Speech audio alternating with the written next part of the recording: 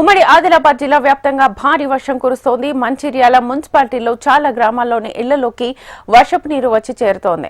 వాగులు, నదులు ఉప్పొంగి ప్రవహించడంతో వందలాది గ్రామాలకు రాకపోకలు నిలిచిపోయాయి. మరోవైపు ఉమ్మడి జిల్లాలోని సాగునీటి ప్రాజెక్టుల గేట్లు ఎత్తి దిగువకు నీటిని విడుదల చేస్తున్నారు.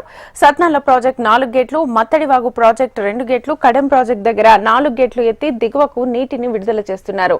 కడెం ప్రాజెక్టు పూర్తిస్థాయి నీటి మట్టం 700 అడుగులు కాగా ప్రస్తుత నీటి మట్టం 694 అడుగులకు చేరుకుంది. ప్రాజెక్టు సామర్థ్యం 4.69 టీఎంసీలు కాగా ప్రస్తుతం 3.47 టీఎంసీల నీరుంది. ఇక ప్రాజెక్టు గేట్లు ఎత్తడంతో దిగువ ప్రాంత ప్రజలు అప్రమత్తంగా ఉండాలని సూచించారు అధికారులు.